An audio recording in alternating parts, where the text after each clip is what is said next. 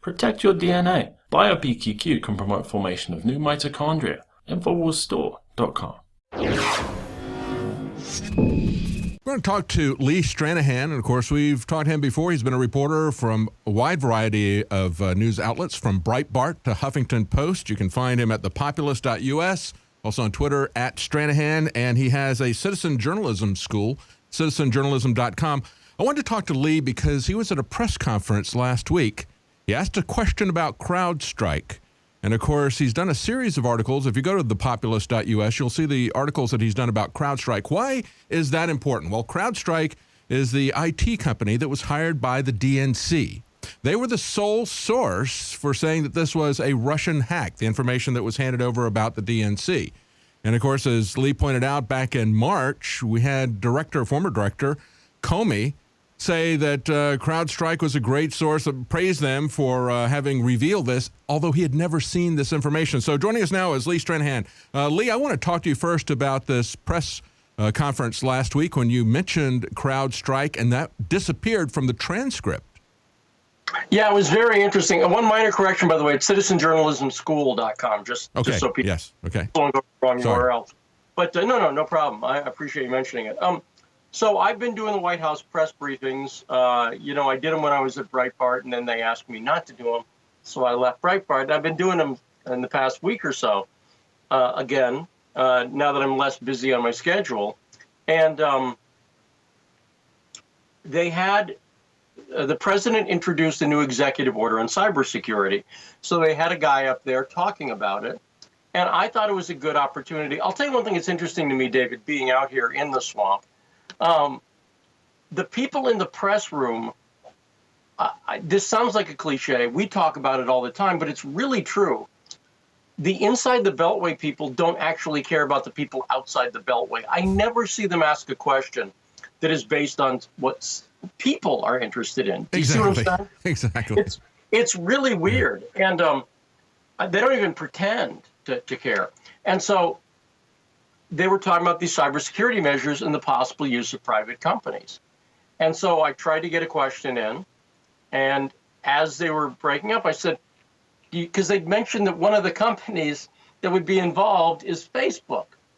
Now, my question was, a lot of people might be concerned that politically motivated companies like Facebook would be involved.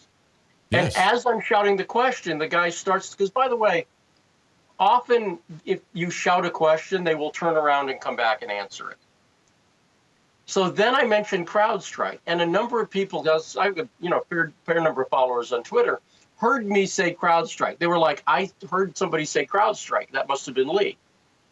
And I did say that, because my question was basically, what about people who are concerned about the involvement of private companies that have political motivations, like you mentioned Facebook, and this company Crowdstrike, who are the only people to have examined the DNC servers? I got as far as Crowdstrike, and the guy who was listening, you can see it on video, then turned around and walked out, okay? Now, then every day a transcript comes out of the press conference, and I noticed, and the only thing that was weird to me about it was I had 5 people on Twitter say, I heard you say Crowdstrike. Like as soon as it happened, okay? Right. And then on the transcript, there's no mention of Crowdstrike. Now, it could have been that I was over talking with Sarah Sanders at the time. I don't know why it wasn't included, but what I know is 5 people told me, I heard you say Crowdstrike. Then later that afternoon, independently of that, Crowdstrike is no longer there. And it's disappointing to me because Crowdstrike is the key issue here, David. Look, let's go over this again. The media the other thing I've noticed is they ask the same questions every day, day after day after day, right? Oh, yeah. I never see them ask about Crowdstrike. I never see them say, the DNC did not give up its servers. They refused multiple requests at various levels from the FBI. This is according to who? Me? To right-wing nut jobs like me and you? No, this is according to James Comey, okay? He said that in sworn testimony in the Senate. Yes. that multiple requests at various levels, the DNC never turned it over. Now, the reason CrowdStrike's significant is, and I wrote about this, and this is one of the reasons that this is the question I wanted to ask that Breitbart told me to stop going to the White House. So I'm a little sensitive on it, right? But yeah, but it's important. It's important, and it's important. It's interesting that they would ask you not to ask this question. But what is that question? Tell the audience. Well, the question was, given the fact that CrowdStrike was forced to retract their report that came out December 22nd, where they claimed Russians had hacked Ukrainian artillery. Turned out to be completely false. And CrowdStrike used this. By the way, that date is significant, David. It was a week before. Remember how President Obama kicked Russians out, saying that there was conclusive proof of hacking? So it was a week before that. It was 1 week before that. And CrowdStrike at the time said, this is the connective tissue. This artillery in Ukraine, this proves it was the Russians, right? So Obama threw out these Russian diplomats based on CrowdStrike's accusations, which were subsequently proven false. And by the way, not proven false by right-wing nut jobs like you and I. They had to retract their own report. Yes. Okay? So let's be clear. This is not conjecture. They had to retract their own report. I have not heard a single question about that. Now, you'd think that Breitbart, I thought this has occurred to me. What I think they should have done was say, yeah, this is a big deal. Let's get because Breitbart's got more than one reporter in the room. They should have been, let's make everybody. That's a good question. Let's get that question on the record, right? Right. Instead, they were like, we don't want you to go to the White House again. And I'm not that kind of guy. Yeah, that's interesting. I'm not that kind of guy. And so I'm like, well, I think I'm going to keep going anyway. Because I said to him, well, it's very interesting because, as you point out, and you tweeted out, CrowdStrike is still the sole source of the Russian narrative. And I think today we're looking at issues around Seth Rich and the information that's come out that there's been something like 40-some-odd thousand interviews that went between him and WikiLeaks, and the comments that were made by Julian Assange and others, the UK ambassador, saying that he came to the United States to get information handed to him. It calls into question the entire issue of whether or not there was even a hack, let alone a Russian hack. So was this information handed over? Was it handed over to Guccifer? Did Guccifer hack that information? I think all that stuff is now up for re-examination. Well, I on the Seth Rich story, I'm cautious about things, David. The way I work as an investigative reporter is I don't like to report things that are not 100% rock solid. Sure. And I had contact with Guccifer too. And some of that contact was after Seth Rich's, all of it actually, forgive me, all of it was after Seth Rich's death. Mm-hmm. I didn't get any indication from my dealings with Guccifer 2. I was the guy, they've subpoenaed Roger Stone. I was the guy who got Roger Stone onto this story. Mm-hmm.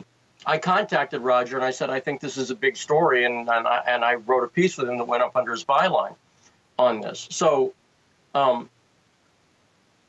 I got no indication of that in my dealings with Guccifer 2 at all, that he had been dealing with somebody. Now, that being said, do I know who Guccifer 2 is? Absolutely not. Yeah. Do I know how they got the information? Absolutely not. I know that they had information because some information that Guccifer 2 gave me later was released publicly. Does that make sense? In other words, he gave it to me privately. Yeah. A week later, by the way, Breitbart didn't want to run with that. And a week later, it came out, and I'm like, okay, well, there it is. They were like, well, let's have him put it out, and then we'll write about it. But I don't want to cut this off. This is an interesting line of, we need to get back on this, but we're about out of time. We've only got about 50 seconds left. I know you wanted to talk about what's happening with George Soros and his war on law enforcement in Florida. You got a whole series on that at thepopulist.us. Give us a quick overview of that. You got about 40 seconds. You bet. I think this is especially important, David, because it's police week. And we've already had 2 cops shot and 1 killed this week. This is when we honor police. George Soros is being engaged last year. He spent millions of dollars in local races. And he's had an effect in Florida. A state's attorney he helped elect said she's not going to file the death penalty on any cases, including that of an alleged cop killer. I have it at thepopulist.us. We're going to have more coming on this. This is how Soros doesn't just affect things internationally and nationally, but he's now working on a local level, David, and it's very dangerous, especially to law enforcement. That's very important. Give us a little bit more time, because we've run out of time here for our nightly news broadcast, but we can put this on. Sure. We can put this on YouTube. Give us a little bit more information about the George Soros connection. It's a very long article. It's about 13 pages printed out here. Give us a little bit more of an overview, and again, people can see that at thepopulist.us. Sure. Yeah. Well, again, the way I like to work is, and what we're doing at The Populist, is I give people enough material, completely vetted research material. There's no conjecture here, so people can look into it themselves, because I've noticed people who like news like digging into stuff, right? And so Sure. George Soros last year launched an initiative where in 11 different states, he began putting money into municipal and state attorneys' races. Now, this is really smart. Don't forget, George Soros, I don't like the guy, but he's a genius. Okay, he's an economic genius. And he realized, simple economics, most of these local district attorney races, people spend like $1,000. Does that, you see what I'm saying? Oh, yeah. Yeah. Well, it's the old slogan, think globally and act locally. And that's exactly what he's doing. He's working at the grassroots level. That's why it's so difficult to get people to act at the local level. They only want to look at politics at the highest level, at the national level. Usually only at the presidential level do they get interested. That's right. And Soros saw an opportunity here. And so what he did was, and again, this is verified by Wall Street Journal, Politico. This is no conjecture here, okay? He put money into 11 different races. He helped knock Sheriff Joe out of Maricopa County, for instance. Yes. Spent a lot of money there, yeah. The way he did it's real simple. In most of these races, he could put $30,000, $40,000, $50,000 into a race. In the case, for instance, in New Mexico, in Bernalillo County, the Republican opponent literally had to withdraw because he was being outspent so badly. He literally just said, I quit, okay? Wow. Now, this was very effective. And because it's happening on a state and municipal level, it sort of rolled under the radar. There were a few, like I say, Politico wrote about it, Wall Street Journal wrote about it, Daily Signal wrote about it, but there were some national stories, and I wrote about it a little bit too, because you have to remember, of course, David, George Soros was also a big funder of the Black Lives Matter movement. Oh, yeah. And one of the things I detail in that Populist story, I did a big 3-part series, because people often ask me, they'll say, what's Soros after, right? What's his goal? And I know what his goal is. The Black Lives Matter movement, one of their goals is literally prison abolition, okay? And that's because they're spiritual, they're not just spiritual. The grandfather of the Black Lives Matter is founded by 3 women, Patrisse Cullors, Alicia Garza, and Opal Tometi.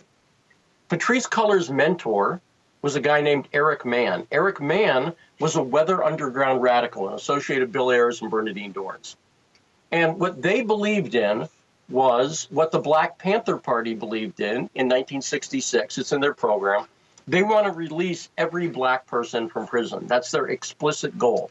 Their argument is that no black person has ever received a fair trial in the United States because it's a racist country. That's their argument. So Eric Mann wrote a book about this guy, George Jackson. His girlfriend was Angela Davis. You've heard about Angela. Oh, yeah. Free Angela with the hair. And Angela Davis is the inspiration for Michelle Alexander. Michelle Alexander wrote the book, The New Jim Crow. And Angela Davis is a prison abolitionist. She's written major works on this. Michelle Alexander, there's video of her up on, just Google on YouTube, Angela Davis, Michelle Alexander. And you'll find Michelle Alexander sitting next to Angela Davis saying, this is my inspiration. So what they talk about is and here's the way they sell it, David, and it appeals to libertarians, so it's interesting. They'll say mandatory minimum sentences, well, you end up with nonviolent drug offenders, and we need to ease up on nonviolent drug offenders. Now, that's an argument that I think for people like you and I is probably pretty compelling. We'd go, yeah, as a matter of fact, I covered that yesterday. I talked about Senator Rand Paul saying, you don't know what the real Jim Crow laws are. It's the mandatory minimums, because that's what's locking up people. And we know that black people are not using drugs at a higher rate than white people are, but they're going to prison at a much higher rate. But the mandatory minimum thing is just drug prohibition, the drug war in general, is something that is very troubling. And I think that Attorney General Sessions' movement to restore this mandatory minimum stuff, I think that is really going to backfire on them politically. And I think it's going to feed this whole Black Lives Matter movement. I've said the same thing, and I got to point out that I'm sympathetic to that argument, but I want to point out the danger here, because there is one. I could show you video of the leaders of this movement, including a former Symbionese Liberation Army. Remember the SLA, Patty Hearst? Yeah. Former SLA guy. They admit that they use the nonviolent drug offenders. They say, look, there's only a few 100,000 of those nonviolent drug offenders. Our actual goal is to release 11 million people from prison. By the way, 11 million people from prison is the entire prison population. I could show you a video where they admit that. So the danger is they're very smart, you see. They understand they need to get a little bit of a coalition going. And so they understand libertarians like Rand Paul, like the Koch brothers, okay, will come out and they're in favor of that. And again, I'm sympathetic to that argument. I think especially when it comes to, I agree with you. Nobody who voted for Donald Trump wanted Jeff Sessions to go after marijuana users. Nobody. Okay?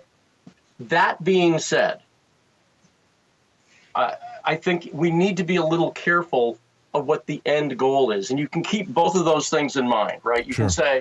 And I think when we look at George Soros, the bigger picture, the final end game, I believe, is something like we've seen in the color revolutions that he's funded throughout Europe in terms of creating and he has to have a good cause here. And what they have done throughout Europe is basically they create revolutions, I think, based on based on economic classes. Here we have the sense of upward mobility except for racial classes. So what they try to do is they try to create and build on this racial division. That's what Bill Ayers and the rest of them have historically done to sell their communist movement when they brought it here. They brought it here based on a racial movement rather than economic classes like they did in Europe. And I think that's really where this is headed. Would you agree? I 100% agree. And not only that, let me prove your point. We talked about this. I was in a film called Occupy en Masse with my friend Andrew Breitbart, directed by Steve Bannon. In Occupy en Masse, which is about the Occupy Wall Street movement, Anita Moncrief is one of the people in the film. She says at the end, the next step in this is going to be moving it to race. Yes. Because if you look at Occupy Wall Street, it was about class, 1% versus 99%.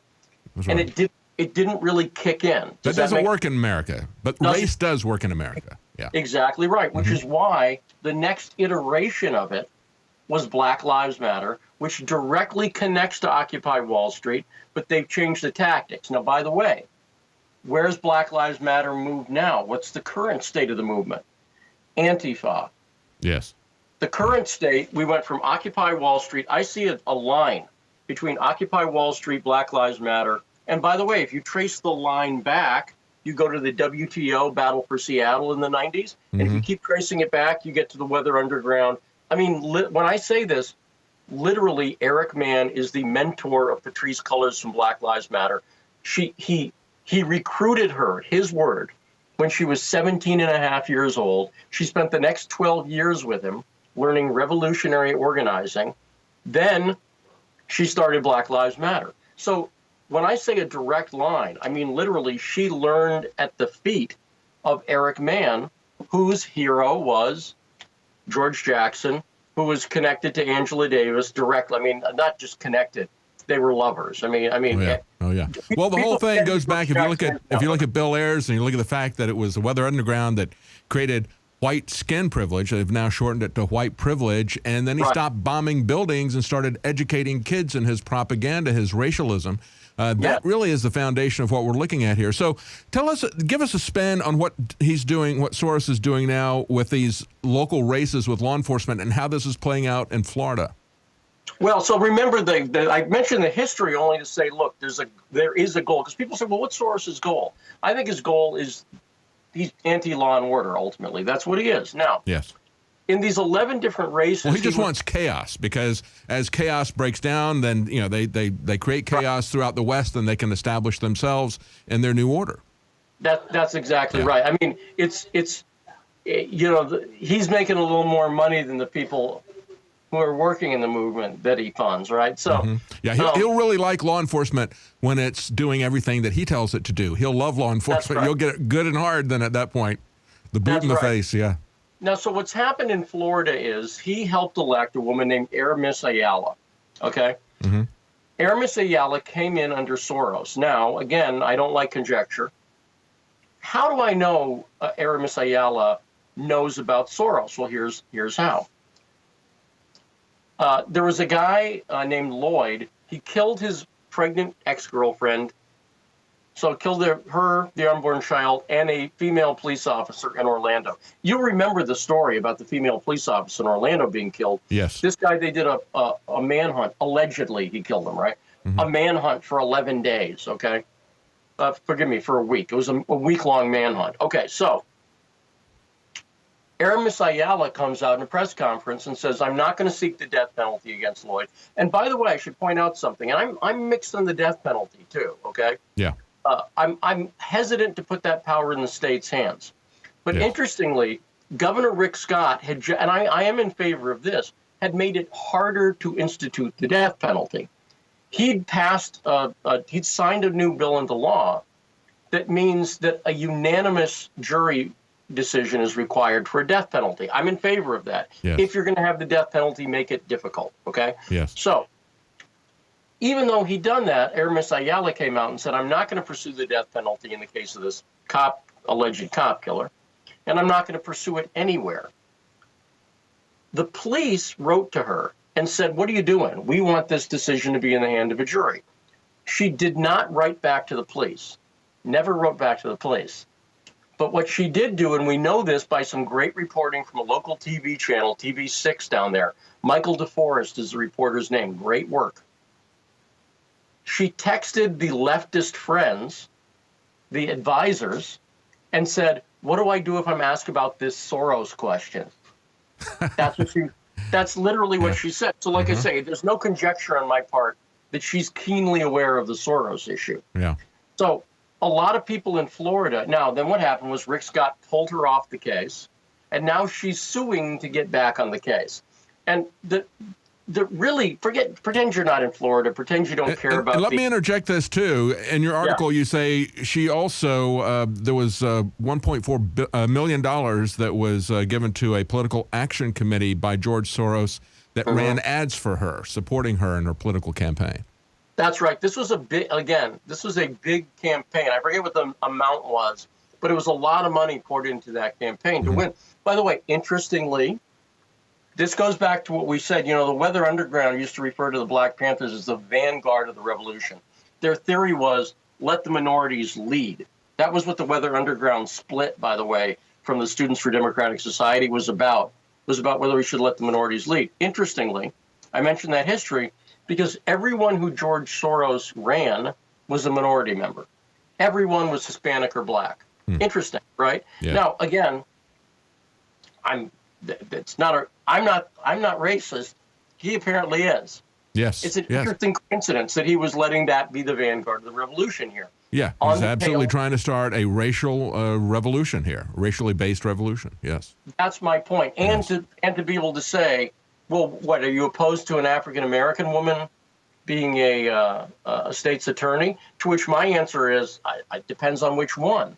It's the same thing. You know, there are plenty of white guys whose politics, Chuck Schumer, I could just go down the list of white, Bill Clinton, white guy. Yeah.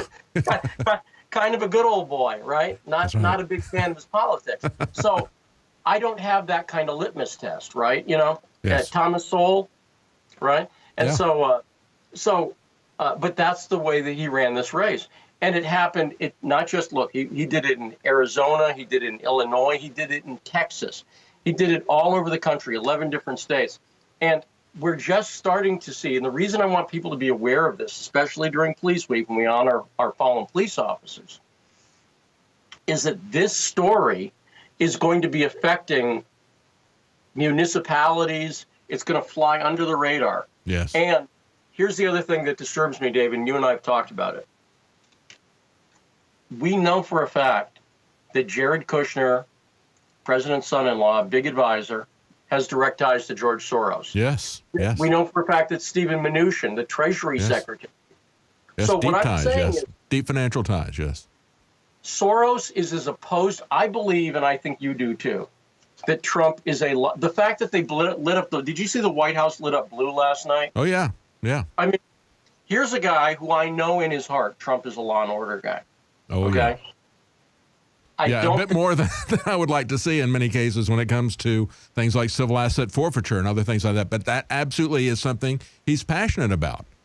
And that's why I think, because people are like, well, do you think we were tricked? No. I mean, I don't think Trump's being disingenuous with his respect for law enforcement.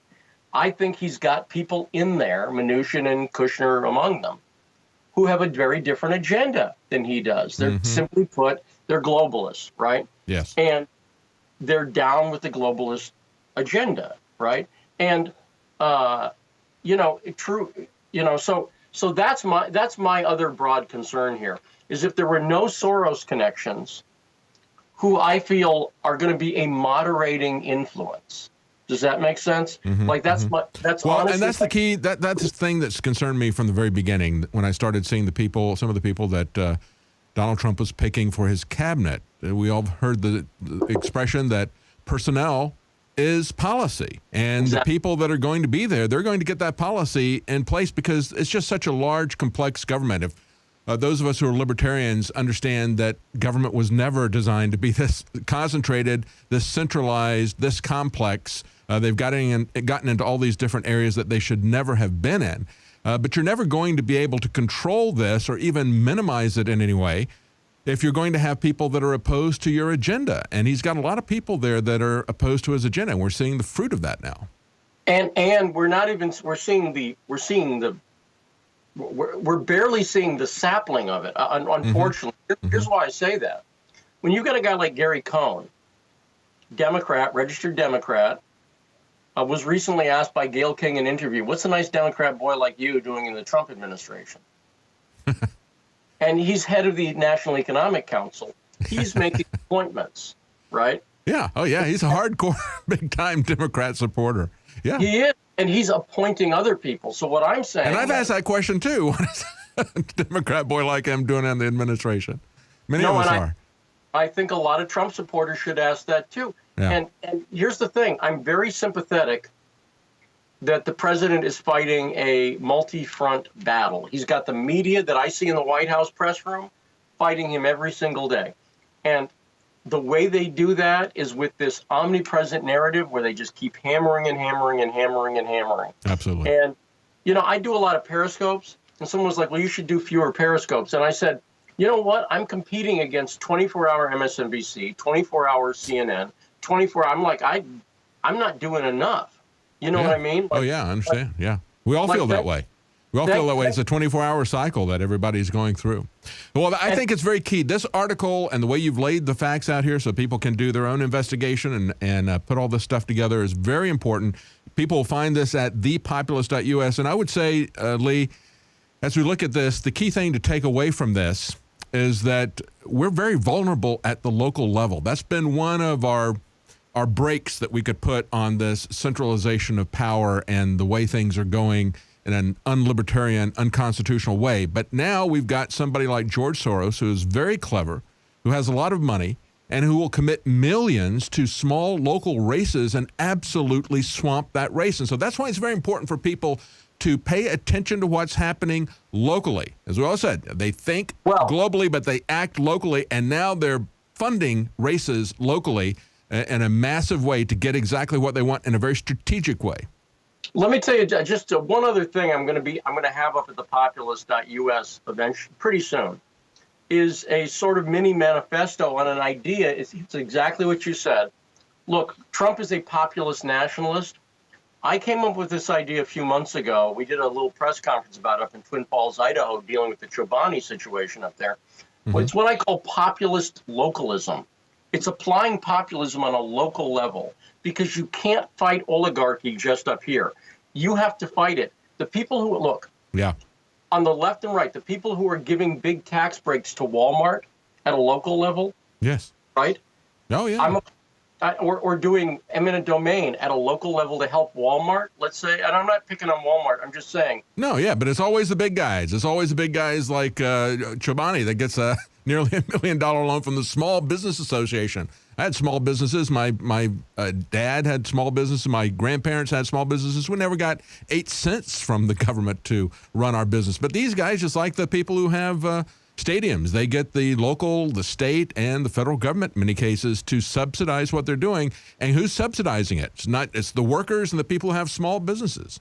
That's right. And so I really think the way to fight this, and I ran this idea by Steve Bannon before he was part of the administration. I said, I'm working on this idea of defining populist localism. And he was just like, love it. He got it immediately. Mm-hmm. He's like, you really got to talk about that. This is a way, I think we're at a really interesting point, David. The left and right labels in a lot of cases no longer matter. You know what I'm talking about? Oh, yeah. Absolutely.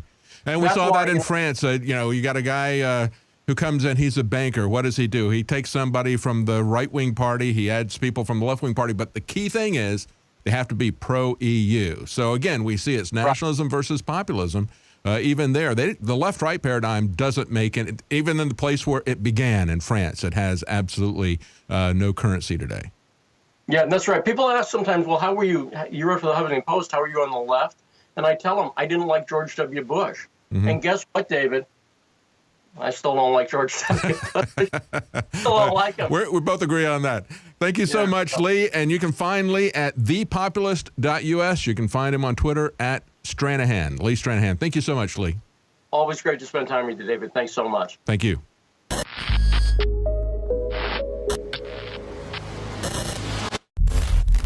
The reason Infowars Live has 5-star ratings on major third-party sites is because I want products I'm going to use for my family. I take this, my family takes this, and then it funds the operation with the most hardcore, truthful information you're going to find anywhere. So what you find in our news is the same thing you find in our products at InfoWarsLife.com. If I ever forget to take them, I have a noticeable difference. I don't feel good. The nascent iodine is one of the ones that was life-changing for me. Yeah, I actually have just run out of my Super Female. I had a few bottles at my house, and I've been taking it again, hitting the gym once again. Very exciting, feeling great, looking good. So, and I know my hair is luxurious once again. So obviously the Super Female is amazing. I love it. Nascent iodine is essential. Survival Shield X2. If there's one product that I would say is life-changing that I would suggest, it's Nascent iodine Survival Shield X2. It's got a 5-star rating. It's a win-win. InfoWarsLife.com.